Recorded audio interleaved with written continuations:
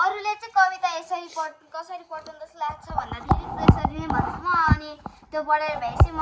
कसरी भन्छु त्यसरी नै भन्छु। यो चाहिँ मैले क्युआर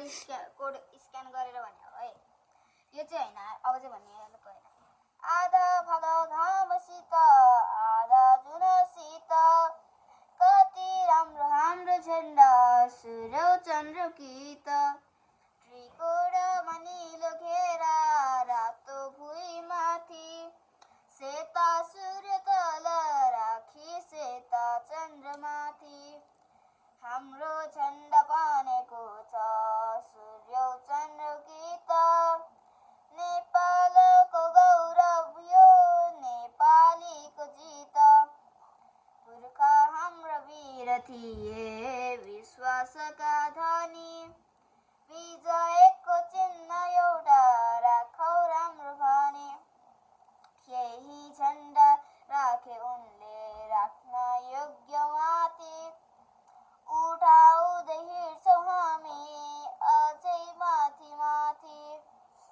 शान्ति दिन्छन् सूर्य हाम्रा कान्ति दिन्छन् जुन हामी आयो संसारलाई राम्रा कुरा दिन मित्रसँग माया गरी शत्रुसँग सेखी हाम्रो झन्डा हाँसिरहेछ युगौँ युगदेखि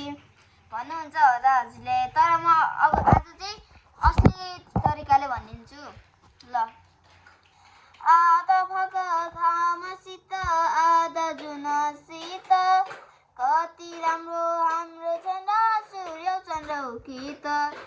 त्रिकोणमा निलो घेरा रातो भुइँमाथि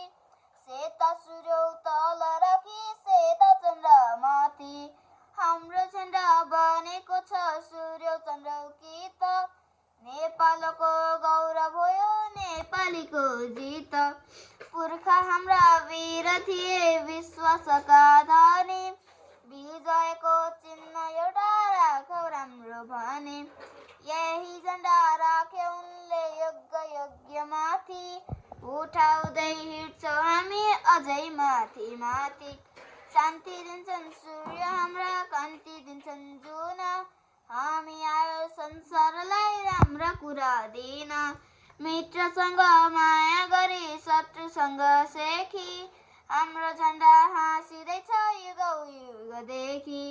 हाम्रो झन्डा हाँसिँदैछ युगौँ युगदेखि यसरी भनियो। म पनि ट्राई गर्छु है त सर होइन पुस्तकको छोरो फेजमा यसो सिकाएको मान्छे जसले पनि सिकाउँछ नि हो त्यो सर हुन्छ। यो चाहिँ क्लास 5 कक्षा 5 को सुनगाबा नेपाली श्रृङ्खलाको हो है। पाठ 1 हाम्रो झन्डा रचनाकार देवराज न्यौपानेले बनाएको हाम्रो झन्डा अनि यसको टपिक छ उल्टो देखिँदो रहेछ। अब मलाई उसले सिकायो नि जसरी नै हो त्यसरी नै म एकचोटि भन्छु है त। आधा भाग घामसित आधा जुनसित कति राम्रो हाम्रो झन्डा सूर्य चन्द्र अङ्कित त्रिकोणमा निलो घेरा रातो भुइँमाथि सेता सूर्य तल राखी सेता चन्द्रमाथि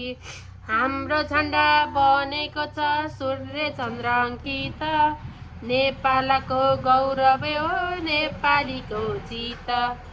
पुर्खा हाम्रा वीर थिए विश्वासका धनी विजयको चिन्ह एउटा राखौँ राम्रो भनी यही झन्डा राखे उनले राख्न योग्य माथि उठाउँदै हिँड्छौँ हामी अझै माथि माथि उठाउँदै हिँड्छौँ हामी अझै माथि माथि शान्ति दिन्छन् सूर्य हाम्रा कान्ति दिन्छन् जुन हामी आयौ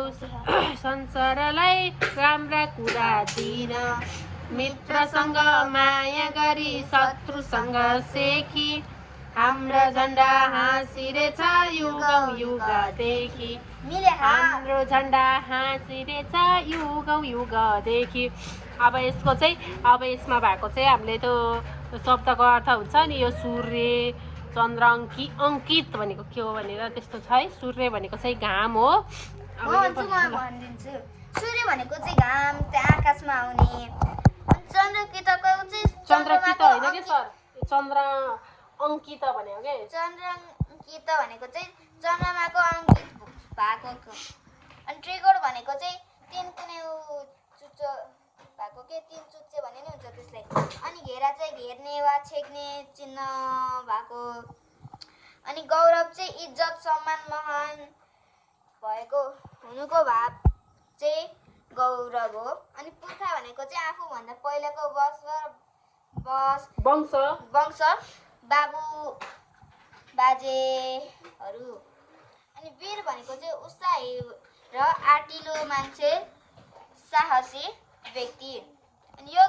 योग्य भनेको चाहिँ योग्यता हुने सिपालुको लगायता जान्ने अनि कान्ति भनेको चाहिँ शोभ सुन्दरता उज्यालो किरण भनेको मित्र साथी सेकी घमण्ड आफैबाट ठुलो राम्रो भन्ने भावना भएको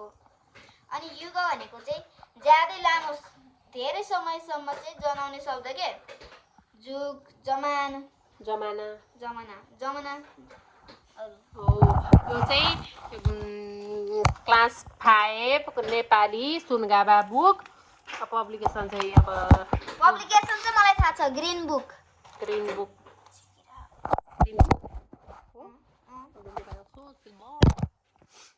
हो तपाईहरुले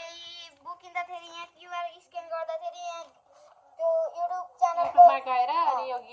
कविताहरू सुन्न पनि सकिन्छ अनि यहाँ तपाईले यहाँ गोलो ग्रीन बुक लेखेको देख्नुहुन्छ यो ग्रीन बुक चाहिँ हाम्रो सुनाइसिपहरुको नि छ सुनाइसिपहरुको पनि हामीले स्क्यान गरेर युट्युबमा गएर सुन्न सकिन्छ के गर्दै साथी हुन्छ कुन गीत रहेछ अनि हाम्रो चाहिँ एउटा फुलका फुले संसारवाला गीत पनि हो एउटा त्यो पनि युट्युबमा त्यो चाहिँ हामी भोलि स्क्यान गरेर तपाईलाई पठाउने छौं युट्युब च्यानलमा पठाउँदैनौ स्क्यान गरेर